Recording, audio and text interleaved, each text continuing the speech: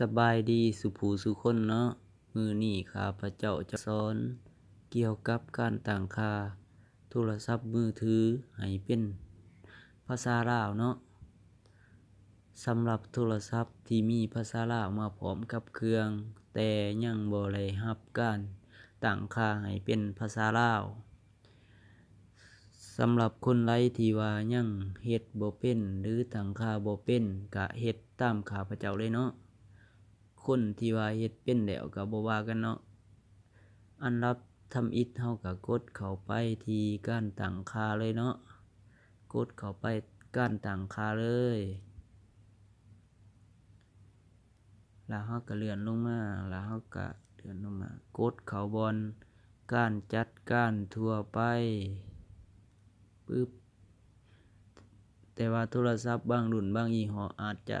ตั้งค่าบ่คือกันเนาะกดเข้าบ่คือกันเนาะเฮาก็กดเข้าบอนภาษาและการใส่ข้อมูลเลยเนาะแล้วเฮ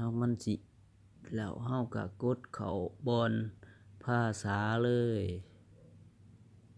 มันสิเป็นภาษาไทยอยู่เนาะเฮาก็เลื่อนลงมาแล้วเฮาก็ติ๊กภาษาลาวเลยเนาะติ๊กเอาลาวเลยปึ๊บนี่มันสิเป็นตัวหนังสือลาวแหละเนาะแต่ว่ามันจะเป็นพิมพ์ภาษาลาวมันบ่มีเนาะมันจะพิมพ์ภาษาลาวบ่ได้เฮาก็ต้องมาตั้งค่าอีกบอนหนึ่งเนาะตั้งค่าให้มันเป็นพิมพ์ภาษาลาวเนาะเฮาก็กดเข้าบอนคีย์บอร์ด Samsung เนาะหลายภาษาคีย์บอร์ด Samsung หลายภาษาเนาะอันนี้เฉพาะโทรศัพท์ Samsung เด้อพี่น้องปึ๊บกดเข้าไปเลยกดเข้าไปแล้วมันสิบอกว่าภาษาและการพิมพ์เนาะเฮาก็กดเข้าไปเลยปึ๊บมันสิมีภาษาไทยกับภาษาอังกฤษ2ภาษาเนาะเฮาก็ต้องเพิ่มภาษาสำหรับการป้อนข้อมูลเนาะเพิ่มภาษาลาวเขาเนาะเฮากดเข้าไปเลยเพิ่มภาษาสำหรับการป้อนข้อมูลปึ๊บจิบมาแล้วเฮาก็เลื่อนลงมาเฮาก็ติ๊กกับภาษาลาวเลยปึ๊บนี่ไปอยากได้ภาษาหยังก็ติ๊กเอาเลยเนาะมันมีหลายๆภาษาอยู่เนาะโอเคสำนั้นแหละมันก็เสร็จเรียบร้อยแล้วเฮาก็ลองไปเขียนเบิ่งมัน